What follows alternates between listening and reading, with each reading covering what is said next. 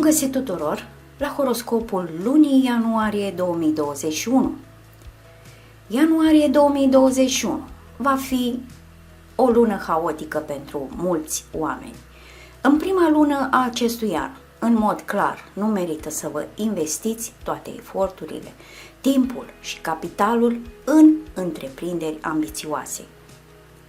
Este mult mai rațional să petreceți această lună cercetând cu atenție terenul pentru afacerile viitoare, recuperându-vă încet după o lungă vacanță, dedicând timp sănătății.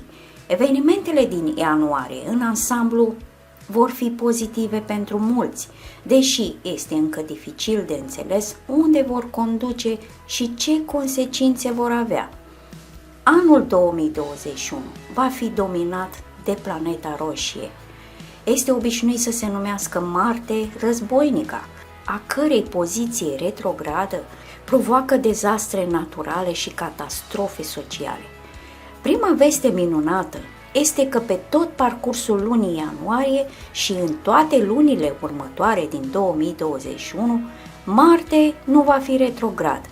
Aceasta înseamnă că ar trebui să ne așteptăm la asistență de la planeta roșie, nu la dezastre. Deja în ianuarie va deveni clar că cea mai persistentă și îndrăzneață dintre planete este capabilă să insufle aceste calități în caracterul chiar și a celui mai modest om. A doua planetă prietenoasă pentru noi va fi Saturn. Domnul timpului este calm și fără grabă. Aceste caracteristici se vor încadra armonios în atmosfera din ianuarie. În puterea lui Saturn merită să dedici timp planificării afacerilor viitoare, întocmind un plan detaliat și găsind surse de reîncărcare a energiei. Saturn și Marte ne oferă pace și stabilitate în majoritatea sferelor vieții, dar datorită uniunii lui Mercur cu Uranus și poziția retrogradă a acestor planete, nu va permite majorității să atingă noi înălțimi într-o lună în general favorabilă și calmă. Mercur, supravegherea succesului material, te va obliga să strângi centura. Ianuarie, cu siguranță, nu este potrivit pentru achiziții majore sau pentru începutul dezvoltării financiare. La rândul său, Uranus negativ ne va priva de idei prospere și luminoase. De aceea, mulți, deși vor simți o creștere a forței și energiei, nu vor găsi direcția în care ar trebui să fie folosită. Jupiter va favoriza semnele de apă, Racul, Scorpionul, Peștii și semnele de aer, Balanța, Vărsătorul, Gemenii, la începutul anului 2021. Va exista dorința de a reuși în afacerile profesionale sau de a crește statutul public.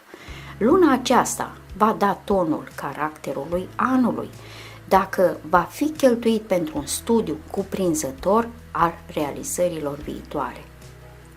Reprezentanții elementului Pământ, Capricornul, Fecioara, Taurul, în ianuarie 2021 pot conta pe o atitudine favorabilă din partea iubitoarei Venus. În timp ce lumea se trezește din somnul de anul nou, semnele enumerate pot întâlni dragostea, pot înregistra o căsătorie, pot experimenta o pasiune puternică pentru o persoană deja familiară. Elementele focului, leul, săgetătorul și berbecul vor fi susținute în mod neașteptat de Neptun. Cea mai emoțională dintre planete va învăța aceste semne să găsească plăcere. Acesta este un moment bun pentru informare și introspecție aprofundată.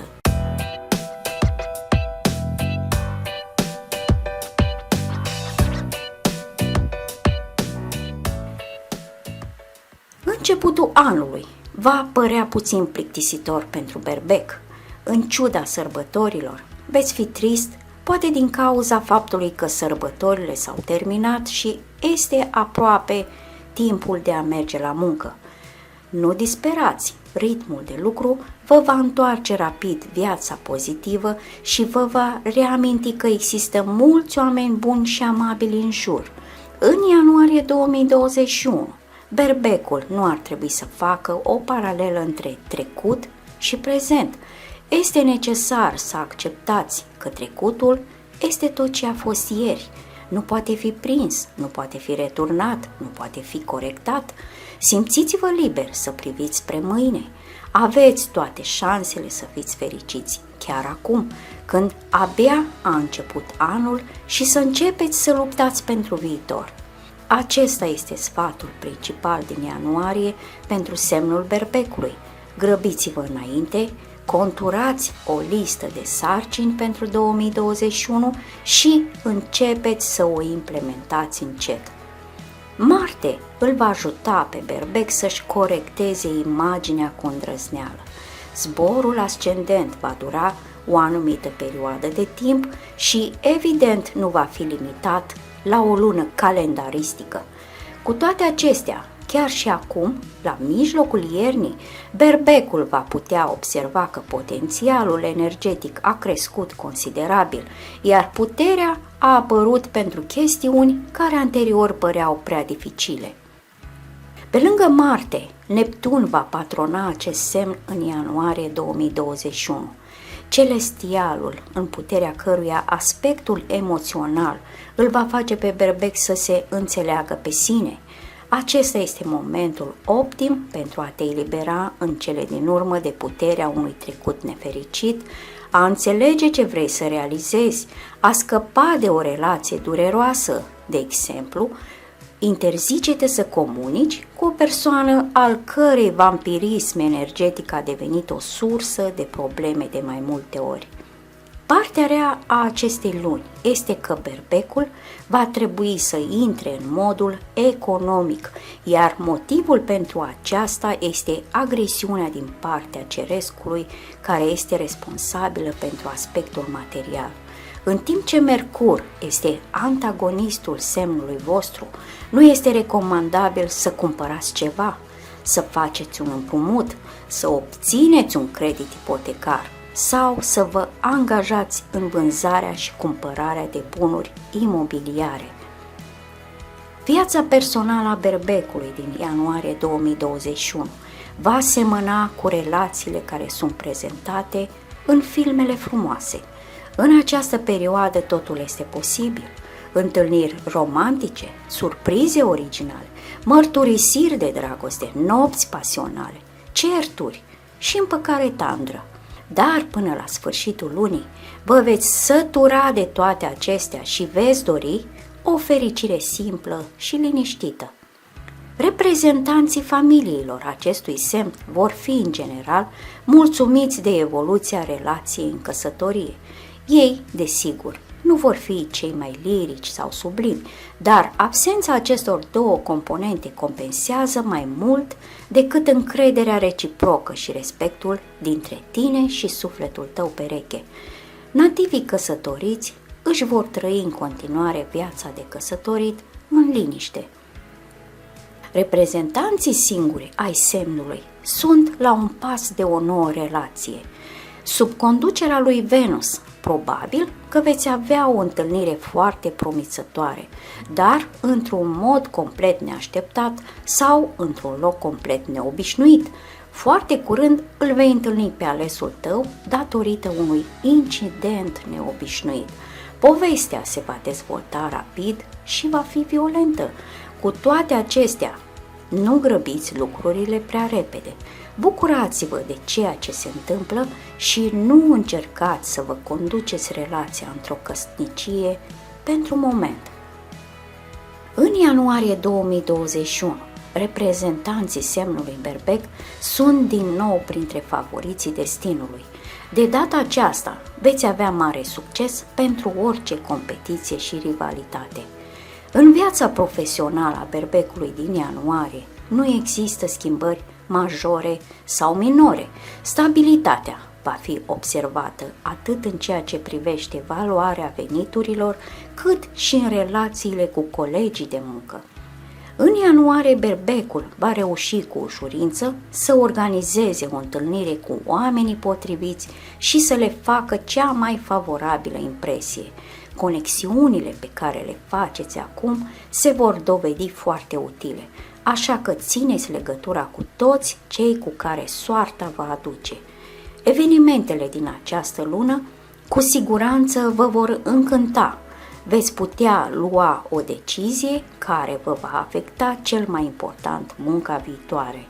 Fiți atenți la toate ofertele primite și fiți de acord în primul rând cu cele care implică dezvoltarea de noi cunoștințe și abilități. De asemenea, joacă după reguli și fii sincer cu tine însuți mai presus de toate. În ceea ce privește finanțele, în ianuarie berbecul va fi destul de bine aspectat. Abilitatea de a bugeta cu înțelepciune îți va fi utilă din 14 ianuarie până la sfârșitul lunii februarie. Începutul lunii ianuarie va goli destul de mult buzunarele, dar sunteți sfătuiți să economisiți mai mult și să nu împrumutați bani.